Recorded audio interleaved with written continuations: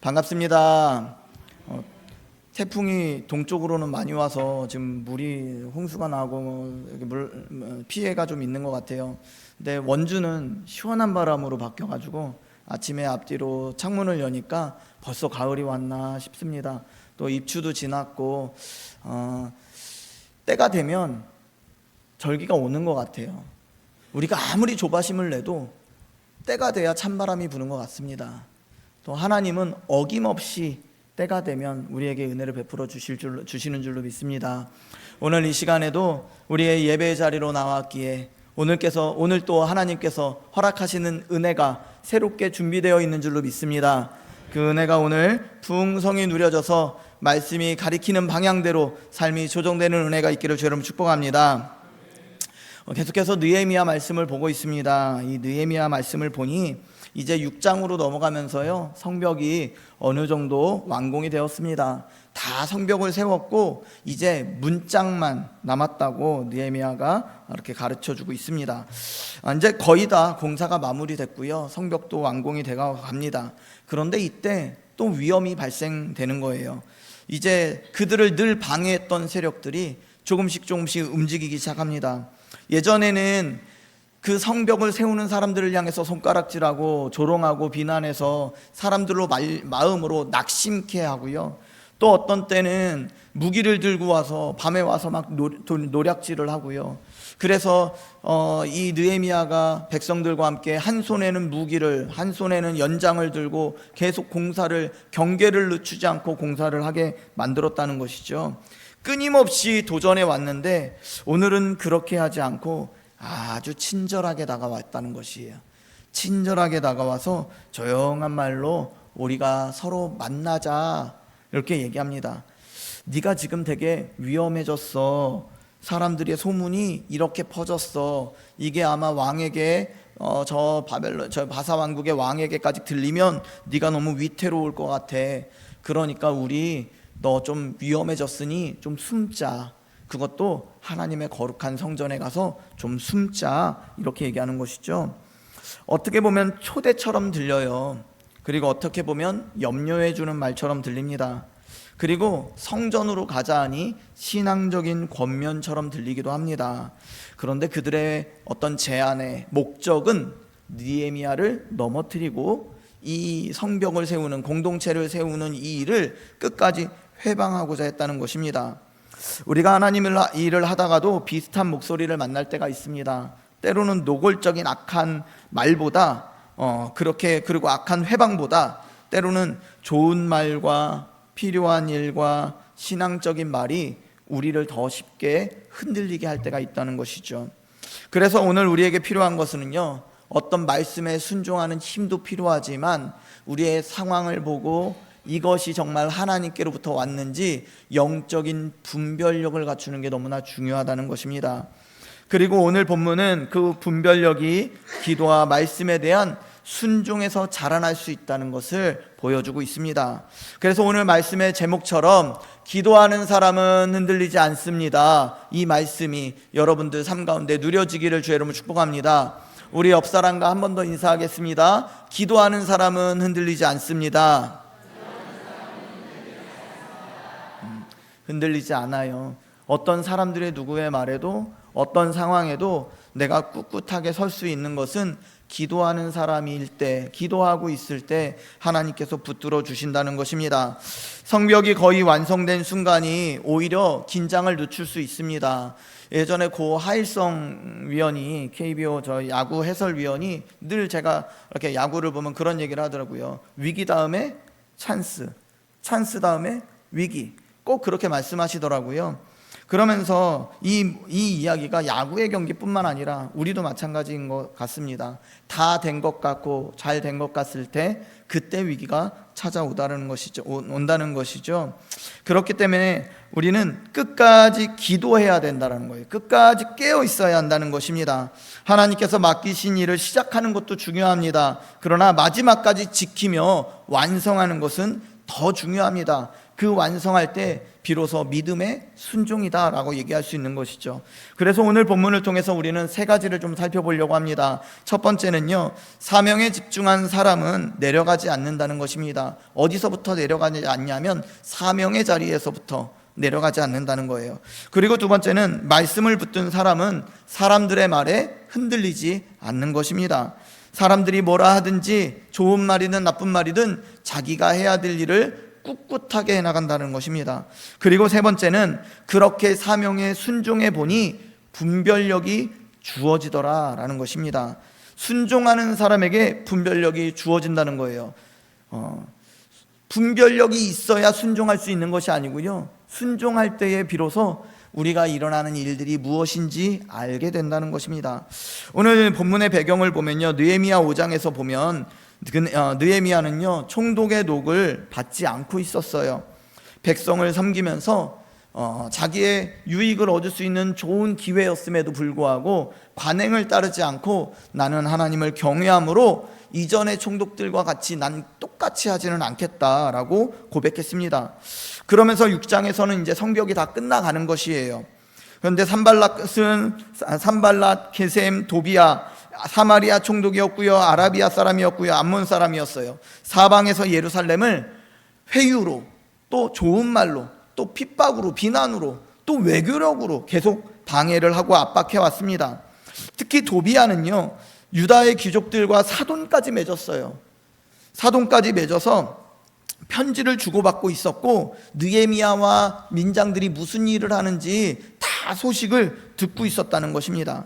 그러면서 성벽 안에서도 자기가 직접 참여하진 않았어요. 이방 사람이니까. 그런데 자기의 사돈을 통해서 회방을 놓을 수 있었고 소식을 듣고 방해하고 있었다는 것입니다.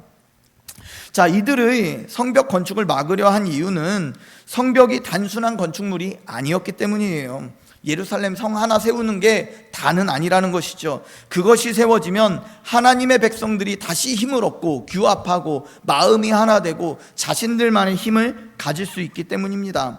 그리고 그들이 자기들이 예배하는 하나님을 섬기고 예배하면서 세상 사람들이 섬기는 그 신들을 따르지 않기로 결단하게 된다는 것이죠.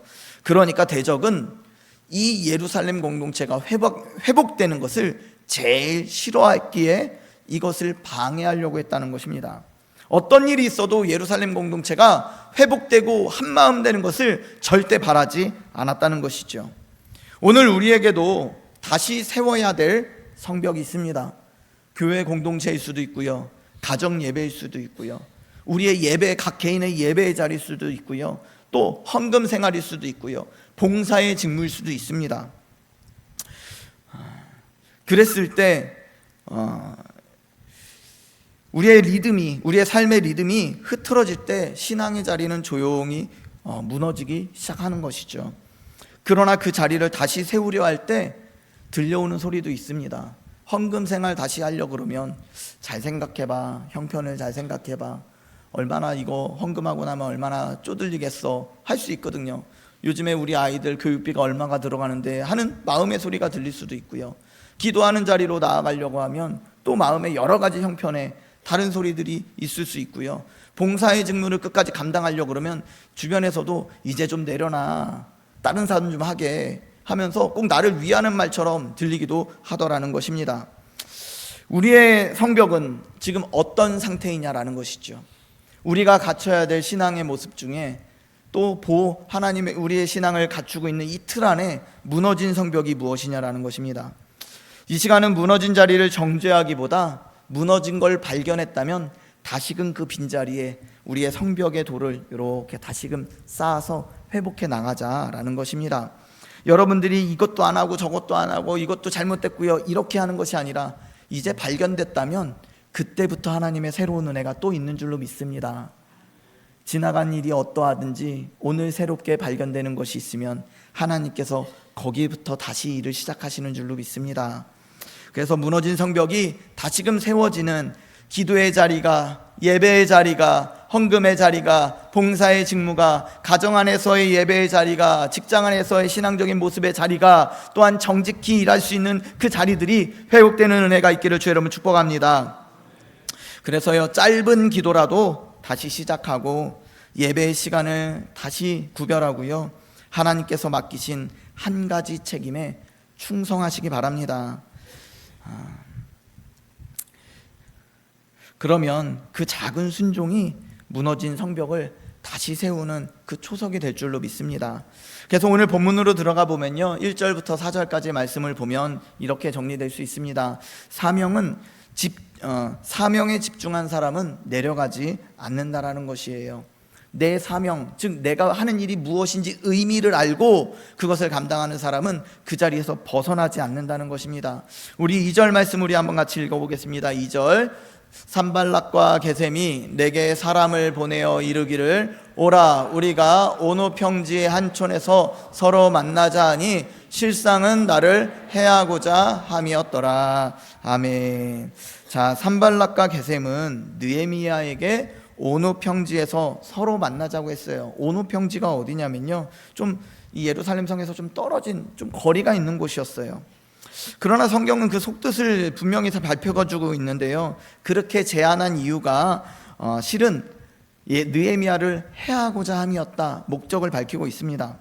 오노 평지는 예루살렘에서 멀리 떨어져 온 곳이고요, 만약에 그곳으로 내려갔더라면 이 공동체와 거리를 두게 되고 동료들과 멀어지고 혼자가 되는 것이죠. 그래서 유혹은요, 사단이 주는 유혹에 분별할 수 있는 것은 무엇이냐면 나를 은혜의 자리에서 멀어지게 하고 공동체로부터 떨어지게 하고, 그러면 그 모든 것은 사단의 속셈일 수 있다는 것입니다. 유혹이 무서운 것은요, 유혹처럼 보이지 않을 때예요. 나를 위하는 말, 나를 챙겨주는 것 같이, 그럴 때 우리에게 우리에게 이 성벽이 무너지게 하는 그 첫 문제가 되더라는 것입니다.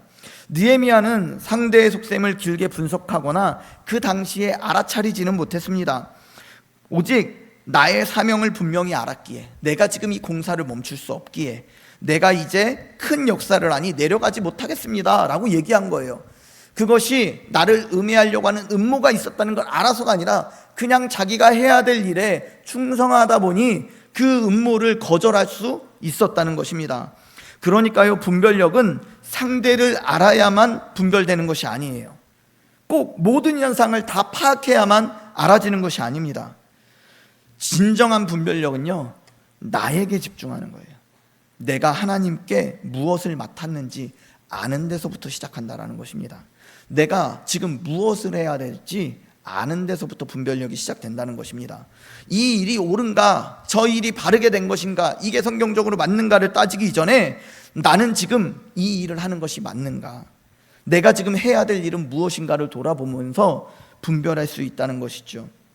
대적들은 4번이나 같은 초대를 반복했지만 느헤미야는 4번이나 같은 대답을 했다는 것이에요. 상황에 따라서 이렇게 대답하고 저렇게 대답하지 않았다는 것입니다. 상황에 따라서 사명을 뒤로 하지 않았다는 것입니다. 광야에서 시험 받으신 예수님도 매번 사단에게 기록되었으되 라고 시작하면서 똑같은 대답을 하셨거든요. 흔들리지 않았습니다. 주님은 자신이 왜 그 자리에 계신지 아셨기 때문에 흔들리지 않았다는 것이죠. 광야에서의 40일 동안 굶주리시면서도 그 자리에 있어야 되는 이유와 내가 그 자리에 있어야 한다는 걸 아셨기 때문에 사단이 아무리 거룩한 성을 보여주고 아무리 천하만국을 보여주고 아무리 먹고 싶은 떡을 보여줘도 자기가 있어야 할 자리를 떠나지 않으셨다는 것입니다. 우리 사랑하는 우리 성도 여러분, 우리를 예배와 기도와 섬김의 자리에서 내려오게 하는 것은 때로는 나쁜 일이어서가 아닙니다. 좋은 일이 우리에게 때로는 그 자리를 벗어나게 하더라는 것입니다. 쉼도 필요하고요, 가족과 건강, 일터도 생계도 소중합니다. 그러나 그 좋은 것들이 하나님의 자리를 대신하기 시작하면 우리를 사명에서 내려오게 하는 것이에요. 우리 한 주간 이렇게 고백하면 좋겠습니다. 나는 지금 하나님께서 맡기신 큰 역사를 하는 중입니다. 그러므로 나는 이 자리에서 벗어날 수 없습니다 라는 것이죠. 내가 무엇을 하고 있는지 알아야 한다는 것입니다. 이 고백은요, 다른 사람의 요구를 모두 거절하겠다는 뜻이 아닙니다. 하나님께서 맡기신 사명을 가장 최우선순위에 두겠다는 것이에요. 때로는 내려놓아야 할 일도 있습니다. 또 지혜롭게 쉬어야 할 때도 있습니다. 그런데 중요한 것은 사람의 압박이나 순간의 감정이 아니라 하나님 앞에서 내가 어디에 서 있어야 하는지 아는 것이죠. 하나님 앞에서 쉬어야 할 자리라면 그게 사명입니다. 하나님 앞에서 멈춰야 한다면 그것이 사명입니다. 하나님 앞에서 멈추지 않고 달려가야 한다면 그게 사명이라는 것이죠. 그러므로 사랑하는 성도 여러분, 하나님이 맡기신 자리에서 쉽게 내려오지 마시기 바랍니다. 그 자리를 꼭 지키시기 바랍니다. 예배의 자리, 기도의 자리, 섬김의 자리, 그 직분을 은혜로 주셨으니 그 자리를 꼭 사수하시기 바랍니다. 사람의 초대보다 사명을 크게 보고요, 편리한 길보다 순종의 길을 택하시는 여러분들 되시길 바랍니다. 오늘도 저와 여러분의 마음에 사명을 붙드는 분명한 믿음과 끝까지 그 자리를 지킬 수 있는, 인내할 수 있는 은혜와 여러분과 저와 가정에 또한 섬김 위에 하나님께서 시작하신 일을 반드시 완성하시는 그 은혜가 있기를 주 여러분 축복합니다. 두 번째로는요, 5절부터 9절 말씀 보면 말씀을 붙든 사람은 사람의 말에 흔들리지 않는다는 것입니다.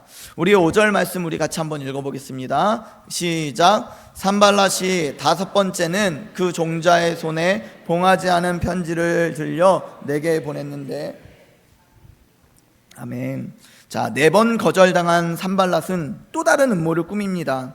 어떻게 음모를 꾸몄냐면 봉하지 않은 편지를 서신으로, 사신의 서신으로 보냈다는 것입니다. 공적인 편지예요. 공적인 편지는 발신자가 수신자와만 볼 수 있도록 인봉 처리를 하는 것이 관례입니다. 그런데 이 편지는요, 일부러 그걸 전하는 이가 좀 볼 수 있도록, 궁금해해서 그걸 열어보도록 살짝 열어놨다는 것입니다. 누구나 읽도록 열어두었다는 것이죠. 느헤미야 한 사람을 설득하는 것이 아니라 좀 소문을 퍼뜨리게 하는 거예요. 그래서 백성 전체를 흔들려고 했던 이 심리전이었다라는 것입니다. 편지의 내용은 아주 무서운 내용이에요. 느헤미야가 왕이 되려 한다는 반역의 소문이 퍼졌다라는 거예요. 그 소문이 퍼졌네. 그 글을 읽었으면 지금 이런 소문이 퍼지고 있구나. 실제 소문이 퍼지고 있는 것이 아니라 이런 소문이 퍼지고 있구나 해서 또 소문을 퍼뜨리게 만들더라는 것이죠. 그러니까 느헤미야가 왕이 되려 한다는 반역의 소문이 이미 퍼졌다고 믿어버리게 만드는 거예요. 사실이 아니어도 왕에게 들어가면 목숨이 위태로울 수 있는 말이었습니다.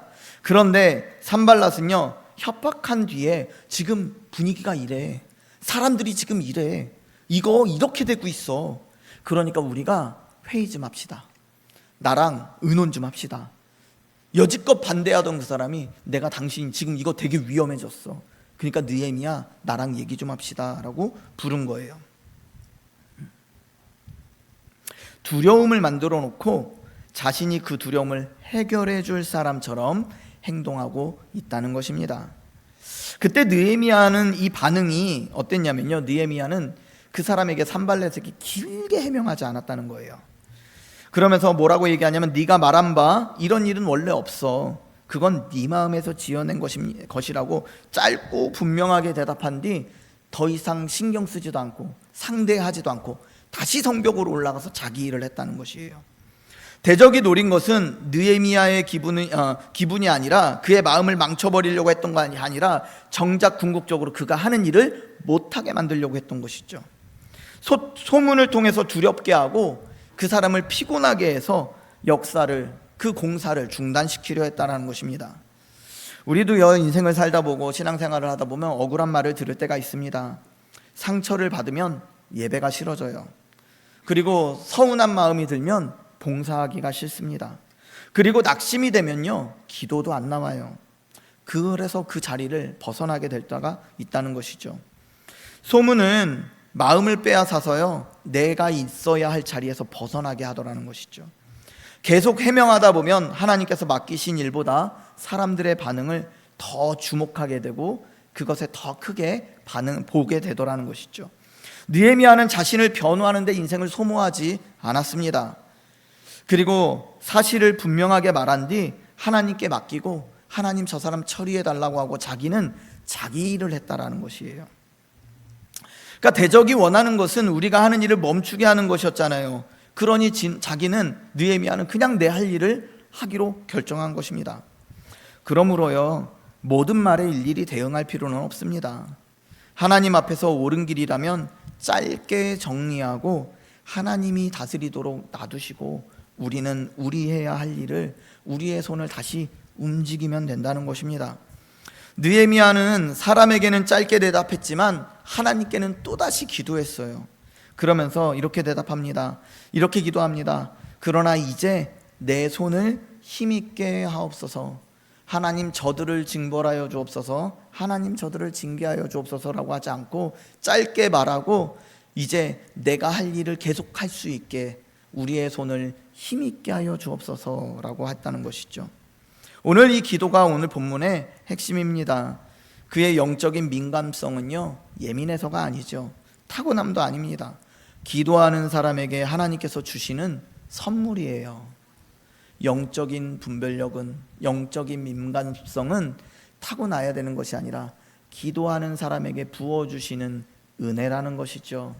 상황을 잘 살피고 말씀을 들춰보고 이게 어떤 건가 막 판단하고 하는 것이 아니라 기도하다 보면 훗날에 알게 되더라는 것이죠. 우리 옆 사람과 한번 인사했으면 좋겠습니다. 영적으로 민감한 사람 되세요. 영적으로 민감한 사람이 되어야 합니다. 순간순간 아는 게, 순간순간 판단력이 빨라지는 게 그게 민감함이 아니고요, 그런 어수선한 상황 속에서도 기도의 자리를 지킬 수 있는 사람이 영적으로 민감한 사람입니다. 다시 한번 인사하겠습니다. 어떻게 해서든 기도의 자리를 사수하세요. 그러면 하나님께서 훗날에 다 알게 해주실 거예요. 우리가 그 순간순간에는 알 수 없는 일들이 너무 많아요. 옳고 그름의 판단도 쉽지 않을 때가 있습니다. 그런데 기도하다 보면 훗날에 하나님께서 밝히 드러내 주실 줄로 믿습니다. 알게 하실 줄로 믿습니다.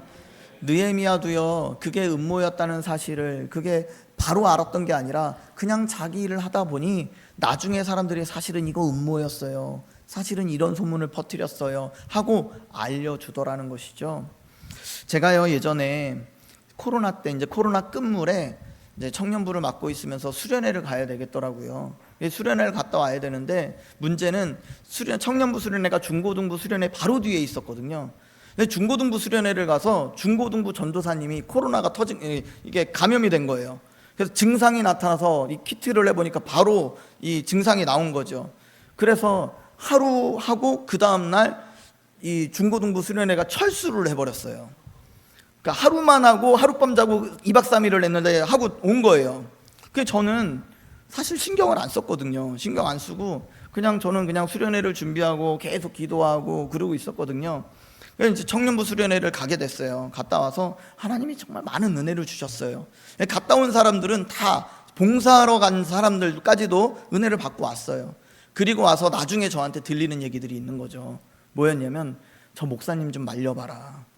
중고등부 수련회가 코로나 가가지고 터졌는데 지금 청년부 수련회가 웬 말이냐, 청년부 수련회 가면 또 애들 또 감염되고 또 그렇게 될 건데 좀 누가 좀 얘기 좀 해보라고 막 그랬다는 거예요.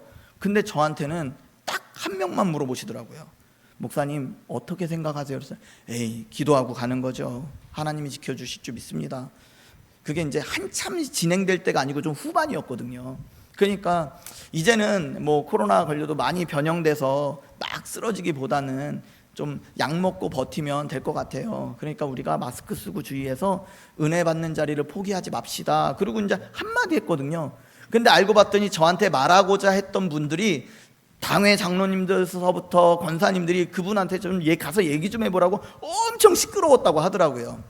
그래서 나중에 저는 알았던 거죠. 저는 그게 얼마나 이게 분별해야 되는지 조차 몰랐어요. 지나고 나니 다들 하는 얘기가 다녀오길 잘하신 것 같아요. 다녀오길 잘하신 것 같아요. 이번에 청년들이 너무 회복됐어요. 막 이렇게 얘기해 주시는 것이죠. 매 순간순간마다 우린 다 알 수 없습니다. 하나님이 하시게 놔두는 거예요. 하나님이 일하시는 걸 믿는 거예요. 혹시 우리도요, 걱정돼서 하는 말이라며 확인되지 않은 소문을 반대로 우리도 옮기고 있진 않는지 또 반대로 돌아보았으면 좋겠습니다. 어떤 성도님들은요, 봉하지 않은 편지처럼 그렇게 전한 이들이 있어요. 그게 공동체를 상당히 흔들 수 있습니다. 우리 교회가 서로에 대해 말할 때 하나님 앞에서 말하는 공동체가 되기를 소원합니다.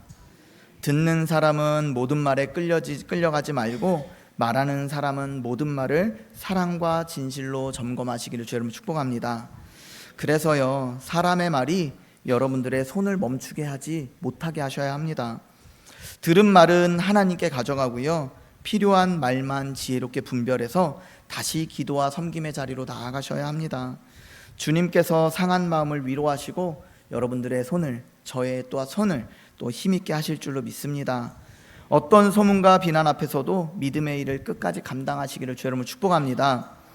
세 번째는요, 우리 10절과 14절 마지막 본문인데요, 우리 10절 말씀 우리 같이 한번 읽어보겠습니다. 10절 말씀 시작. 이후에 무에다벨의 손자 들라야의 아들 스마야가 두문문출을 하기로 내가 그 집에 가니 그가 이르기를 그들이 너를 죽이러 올 터이니 우리가 하나님의 전으로 가서 외소 안에 머물고 그 문을 닫자. 저들이 반드시 밤에 와서 너를 죽이리라 하기로. 아멘. 자, 세 번째는요, 순종하는 사람에게 분별력이 주어진다는 것이에요. 순종하는 사람에게 분별력을 주신다는 것입니다.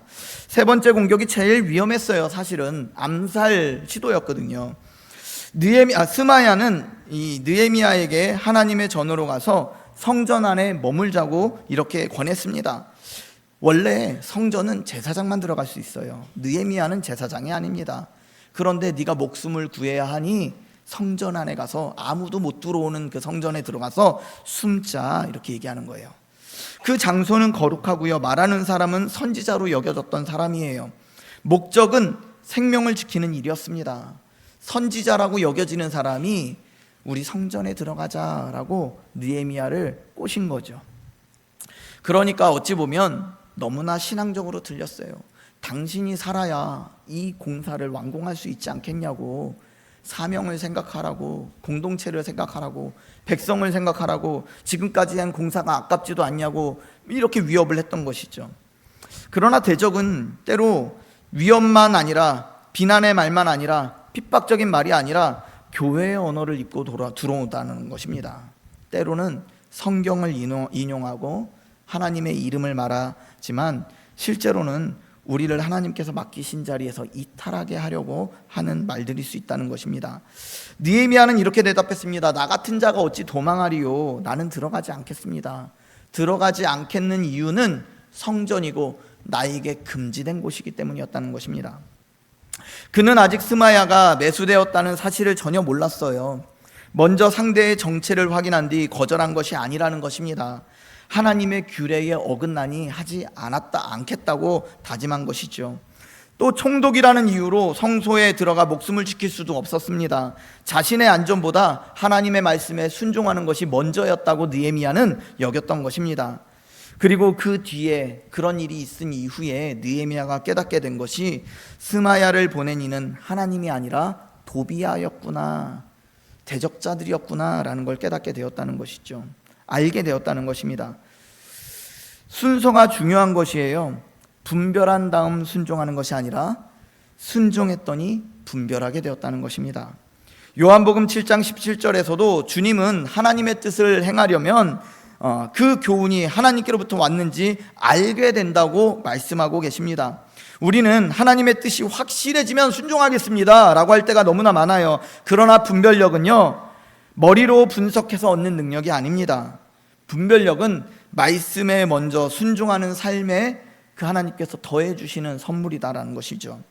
그래서 분별의 기준을 세 가지로 정리해 보았습니다. 첫 번째는 기록된 말씀에 맞는가, 그리고 두 번째는 하나님께서 맡기신 자리를 이탈하게 하진 않는가, 그리고 세 번째는 내가 어떤 행동을 할 때 그 동기가 두려움은 아닌가라는 것이죠.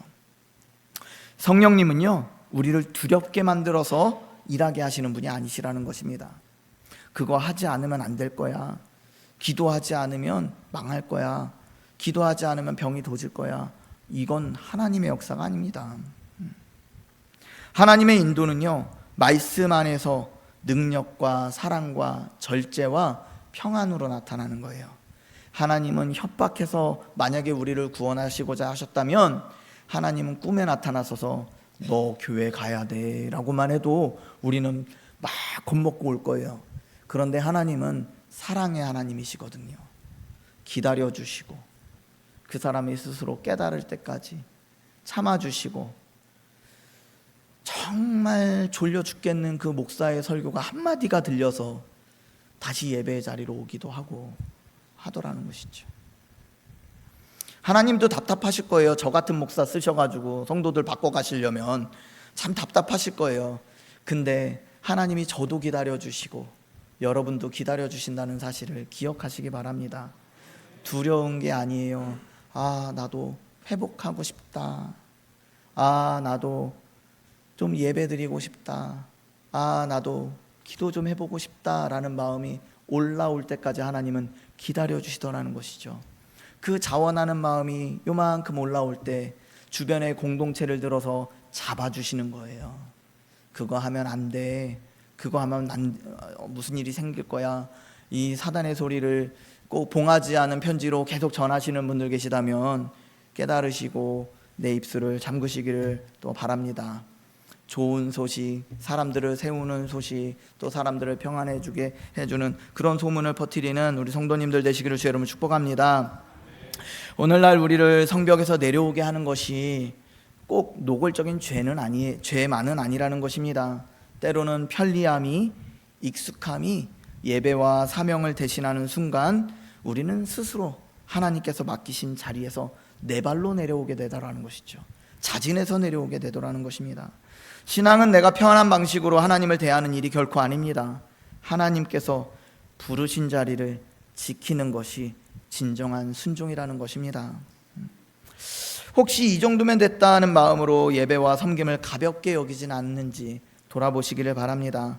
다른 사람을 판단하기 전에 나는 지금 하나님께서 맡기신 자리에서 혹시 내려와 있진 않은지 돌아보시기 바랍니다. 또 이 기준은 특별한 사람에게만 필요한 것이 아닙니다. 가정에서 어떤 말을 전할지, 교회에서 어떤 제안을 받아들일지, 하루의 시간을 어디에 사용할지 결정할 때도 필요하다는 것이에요. 마음이 급할수록요, 즉시 결정하지 말고 말씀 앞에 잠시 멈추시기 바랍니다. 믿음의 사람은 모든 기회를 붙드는 사람이 아니라 하나님께서 주신 기회를 알아보는 사람입니다. 때로는 좋은 제안이라도 거절해야 될 때가 있고요, 다급해 보여도 기다려야 할 때가 있고요, 아무도 알아주지 않아도 맡겨진 자리에서 묵묵히 그 일들을 충성스럽게 또 성실하게 감당해야 될 때가 있다는 것입니다. 그렇게 말씀을 기준으로 선택할 때 우리의 마음은 점점 하나님의 뜻에 민감해지는 것입니다. 느헤미야는 대적을 자기 손으로 처리하지 않았습니다. 우리 14절 말씀 우리 한번 읽어볼까요? 14절 같이 읽어보겠습니다. 시작. 내 하나님이여 도비야와 산발락과 여선지 노아대아와 그 남은 선지자들 곧 나를 두렵게 하고자 한 자들의 소행을 기억하옵소서. 아멘. 자, 14절에서 다시 기도하며 하나님께 맡겼다는 것입니다. 본문은 기도로 시작해서 기도로 끝나죠. 영적으로 민감한 사람은요, 그 상황에 예민한 사람이 아니라 기도하는 사람입니다. 그러므로 성도 여러분, 두려움이 아니라 말씀을 기준으로 선택해야 됩니다. 먼저 순종하고 기도로 맡기며 하나님께서 열어주시는 길을 기다릴 줄 알아야 합니다. 주님께서 저와 여러분에게 오늘도 성령의 지혜와 분별력을 주시고 거짓된 목소리에는 흔들리지 않으며 맡기신 자리에 끝까지 충성하는 복을 주시기를 주님을 축복합니다. 그래서요, 오늘 세 가지 친절한 목소리를 느헤미야는 들었습니다. 오라 만나자 하는 초대였고요, 큰일 났으니 의논하자 하는 걱정이었고요, 염려였고요, 또 성전으로 피하라 라는 예언이었습니다. 그러나 셋 모두 느헤미야를 성벽에서 떼어놓고 그 공사 현장에서 내려오게 하려는 음모였다는 것입니다. 느헤미야는 이 부분에 대해서 세 문장으로 이겼는데, 첫째는 내가 이제 큰 역사를 하니 내려가지 못하겠노라 라고 고백해요. 사명을 붙들었다는 것이죠. 그리고 이제 내 손을 힘있게 하옵소서 하면서 사명 앞에서 기도했다는 것입니다. 그리고 세 번째는 나는 들어가지 않겠노라, 하나님의 말씀에 순종해서 어기지 않겠다는 순종이었다는 것입니다. 그 결과 성벽은 52일 2일 만에 완공이 된 것입니다. 그러나 느헤미야의 총명함이 역사를 이룬 것이 아니고요, 백성들이 고백한 것처럼 하나님께서 그 일을 이루어 주신 것입니다. 그렇기 때문에 이번 한 주간 내게 무너진 성벽이 무엇인지, 또 그간의 삶 속에서 무너진 나의 성벽은 무엇인지, 나의 신앙에 무너진 성벽 모습은 무엇인지 돌아보시기 바랍니다. 혹시 누군가의 말 때문에 낙심하고 있다면 그 말에 붙잡혀 멈추지 말으시기 바랍니다. 먼저 하나님 앞에 가져가시기를 바랍니다. 혹시 너무 많은 선택 앞에 혼란스럽다면 먼저 말씀을 펼치고 하나님께서 내게 맡기신 자리가 어딘지 그 책임을 먼저 다하시기 바랍니다. 그러면 하나님께서 환경도 바꿔주실 줄로 믿습니다. 그리고 두려움이 아니라 사랑과 진실과 절제와 평안한 마음으로 한 걸음을 내디디시기 바랍니다. 믿음은 모든 것을 한꺼번에 해결하는 것이 아니라 하나님께서 보여주신 다음 한 걸음을 순종하는 것입니다. 따라서 나를 그 자리에서 내려오게 하는 친절한 목소리를 분별하시고 사람의 말에 마음을 다 내어주지 말고 기록된 말씀을 순종하며 나아가시길 바랍니다. 그리하여서 대적이 넘볼 수 없는 믿음의 성벽이 여러분과 저의 삶과 또한 가정과 우리 교회 위에 든든히 세워주기를 우리 주 예수 그리스도의 이름으로 축원합니다.